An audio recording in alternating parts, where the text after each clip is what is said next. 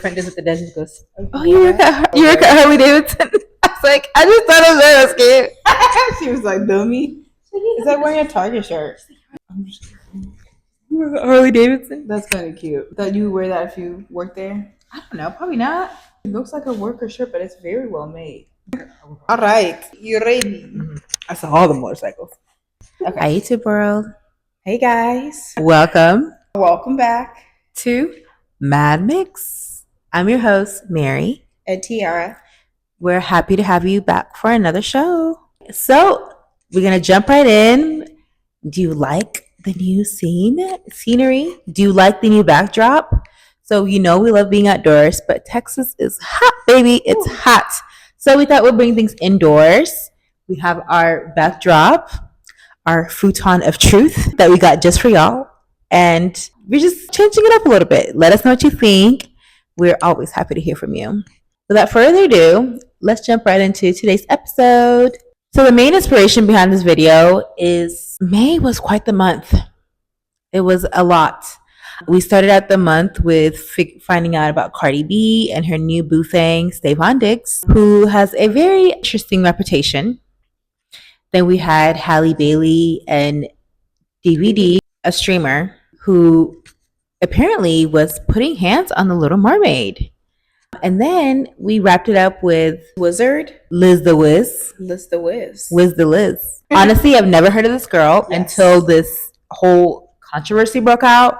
I did not realize that she was this really big, unpopular guru. Mm-hmm. She talks about finding your person, manifestation. And a lot of women looked up to her and were really heartbroken to realize that she was basically got into a relationship and engaged to be married to a man who was basically set out to destroy her life and her career. Right. And now we're basically watching her collecting the pieces and the aftermath, and it's just been a lot.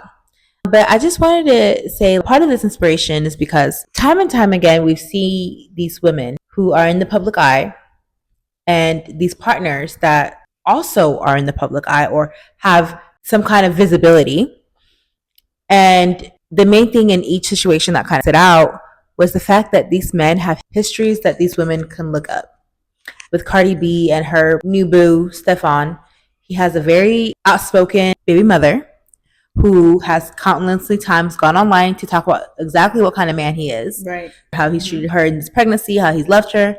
Halle Bailey with DVD and his past beyond just Ruby Rose, but other exes who have came out and said, yeah, he's abusive, he's not a good person, just don't. And then even Megan Good and Jonathan Majors. I think that's another thing that came into mind when I was thinking about these ladies is like this man who has a history of being an abuser or having a not so attractive history, and to think that you can get into a relationship with somebody and change them or it's not going to be you has become the biggest joke of the year, if not the century. Because one thing a man will do is embarrass you time and time again. So that made me think about girl code. Oh. And with all this access that these women had to exes and other women and history, what made them make those decisions? So let's talk about girl code. We're going to talk about intuition. We're going to talk about, what's the other one? Discernment and intuition. Yeah. I'm going to let you jump right in and let us know what happened to girl code. What is girl code? And how does it pertain in this situation? Girl code is not just telling a girl she has lipstick on her teeth or her hair is messed up in the back. It's way deeper than that. And the commonality in these stories is that time and time again, the girls that came forward before these famous A-listers started dating the man, they've came forward and try to warn them, saying that he's not really a faithful man or he is abusive. But girl code is not something that's applied in sisterhood nowadays. And it's been there's disillusion that's created in sisterhood to the point now, not only are we ignoring our intuition, we're also ignoring our sisters and other girls when they're trying to literally save us from a life and death situation. Absolutely.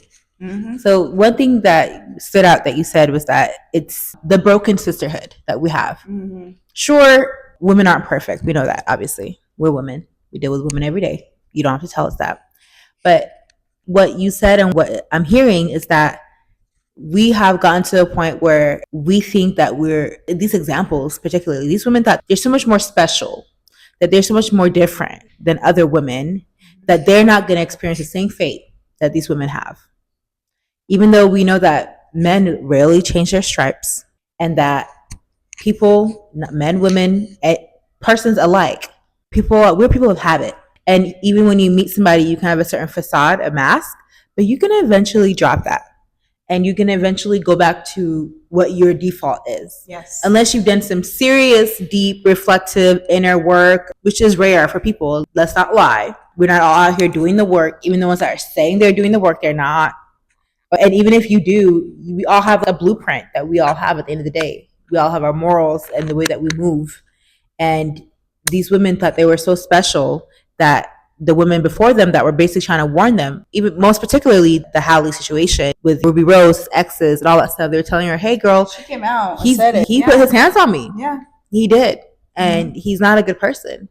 And I don't think you should date him. She was looking out for her. She was. But because she thought, oh, this is just a hoe, this is just a girl that does not deserve him, or she was basically maybe even she's trying to sabotage me. We're going to create. Right, basically. And now she's in the same boat. In the same street. Even worse, because she has this child now. And it's also affecting her image, our Disney princess. So that's the saddest part of that situation. And I can only feel so sad for rich people, but it's unfortunate, let's say, that's how that situation is ending.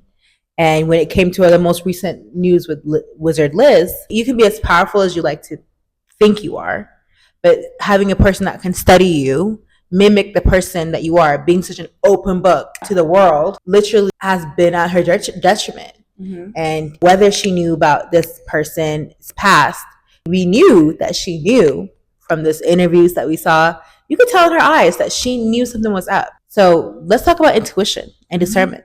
Absolutely. So as women, we have this thing called intuition. And it's basically, I see it as a guiding compass, right? So it helps us discern energies. It helps us escape from things that we shouldn't be in. It helps us in situations when we feel like we really can't decide, listening to that intuition. What is that little voice telling me inside? So as a woman, when you are disconnected, this very essence of your being, and really that connects to your womb space. So as a woman, when you don't honor your womb, you don't honor that sacred gift that the divine has gifted you with, there you create this disillusion within yourself to the point where you don't see other women as your sister. You see other women as your competitor. You see other women as somebody that's out here to get you. Right. So it creates that hatred. It creates that lie and that disconnect. Really, that's the danger part of it. It creates that disconnect from that intuition. And so when you're disconnected from that, really doesn't matter how much trauma you've unpacked. If you're not connected to your intuition, you don't honor that, you will time and time again put yourself in places where you have to continuously recover from trauma. So we know that in all these cases, in all these stories, I know that the lady's intuition was telling them, leave, something is up. Especially with Liz, and just watching that video, I think is because it's so in our face. Right. You could see her reaction to certain things that he would say. She would have a thing of, but instead of honoring that, she just continued on trusting him. And now she is where she's at. And it's not to pity her, because I feel like as beings, we attract what we are, and we attract exactly what we need in our lives. So everything that's happened in these women's life is to teach them and to become better. But however, when are we going to really start listening to other girls? When are we going to start honoring that intuition and honoring our womanhood to where you can trust another sister and take her word for it? Right. And even beyond trusting another person, I'm not trying to sound like, I'm not saying I hate men or anything like that. But a lot of times people say you can't fully trust a person, especially a man, unless y'all have been married for 10, 15, even then, who knows, people change up on you overnight. There's no perfect relationship. It doesn't matter if you're Beyonce, it doesn't matter if you're Michelle Obama, it doesn't matter. There's not even an example you can give because nothing is perfect. And at the end of the day, the only person you can rely on 100% is yourself. So it's less that you need to really, always trust another woman, or you have to be very careful for years and years about a man. Are you doing the work to build up your own intuition? And are you healing your, like you said, your womb space? And are you healing areas in your life that keep you disconnected from trusting in yourself? That way, when a situation arises, whether it's in friendship, relationships, jobs, with your children, anything, you have that to fall back on. Right. Because you've done the work and you trust it. Yes. A lot of intuition is something we're born with. A lot of us, that we can nurture it more. Sometimes it can be wounded and you have to heal it and stuff like that. But we are born with it. So from a young age, if you have young people in your life, children, nieces, whatever, is to teach them, trust the gut feeling that you feel. If something's not right, just step back a little bit and just take it slow and believe that maybe there's a reason why you're feeling the feeling you're feeling. So I think it just goes back to that. And it's just kind of sad to see people time and time again thinking that we're all special. You're the main character, you're a prize, whatever. But that does not mean you're above getting screwed over. Doesn't matter who you are. And if you think that you have something so special that another woman doesn't, you're kidding yourself, essentially. Absolutely. And if it happened before and you saw it happening, it probably happen again. And this is not only for men, this is just for life in general. And I see that when I'm working on my discernment and when I'm working up with my womb space and really doing that work of what it is to be a woman, what it is to listen to intuition, I have a clear discernment of people and their intentions, right? So it's something that as women, we have gotten so far away from. And I think this is obviously probably done on purpose because of the patriarchy. We can't forever blame some structure. We have to own and we have to be realistic and be aware that girl code has been broken. And we need to start really forming that within our being. And then further on, seeing that reflecting in our external worlds. It's really heartbreaking witnessing these beautiful women going through things that they could have avoided. Right. And just because you have money, you don't dodge things. It's just a tool, right? So at the end of the day, you still have to elevate. If anything, you have to probably be more discerning. Exactly. Because now you have more. Exactly. So use that. You would think that they would have the best of the best, but at the end of the day, you could see that they're still human. And so we really want to start that conversation. And even the basis of creating this channel is to start having this healthy conversation with other sisters and other friends and be honest with what we need to work on as women. And I think it all starts with ourselves and our own intuition. And it all starts with just us unpacking our own stuff. And you have to, this is life and death. And it's just, we can't forever blame the man either, because to be quite honest, a man will be a man. Sierra is a great example of a woman that sat down and that did the work and that got real with her. And I bet you there's a Bible out there that she wrote in the corner of her bedroom that has intention for the womb space, and her being connected with her essence of who she is. She was able to manifest a man that was able to see her in that light. But even then, that's not pedestalized. It's not, but it's also giving an example of how you can move forward and it could look like that. Who's to say that's not real? Whatever. I don't really, I'm just trying to paint the picture here, right? And like my sister said, the only person you have is yourself. And why not start that work from yourself, within yourself? And women, we are powerful beings and we are made so impeccably on purpose. Everything that we have is so purposeful. So we really need to honor that. And we are special. We are special, but not in an egotistical way.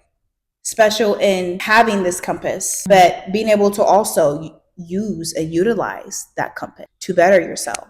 Absolutely. So with that being said, I want y'all to sit there and think about your relationship with other women in your lives. We may not all have access to our partner's dating history because it's been splashed across the tabloids for 10 years or whatever. But in a certain way, if you have access to an ex, especially if you're dating somebody with a child, if you have access to their baby mother, reach out. Please. Find out how that relationship was. Do not just take a man's word for it. And this doesn't mean harass people's exes and find out about them. That's not what that means. But if you somehow have access, or if they're coming out to you saying, hey girl, I'm trying to watch out for you, don't just think that that person is being a hater or trying to sabotage you. Maybe they're trying to give you valuable information to save you from years of trauma that they faced. So just something to think about and something to bring to the collective and understand that let's work on that sisterhood wound, that girl code. Like I said, is beyond just dresses and don't date my ex or whatever, but it's sometimes it's serious, and it can really be the difference between years and years of trauma that you have to heal from. All right, chime in as you guys know, and let us know what your thoughts are when it comes to Girl code. Is it broken? Is it okay? What's your experience? Have you ever had an ex come out and tell you something about your partner that you didn't believe or you believed? Let's start the conversation. I would love to hear from y'all. And as always, we made it to the end of the video. We love you so much. Thank you. And we'll catch you on the next one. Bye, guys. Bye.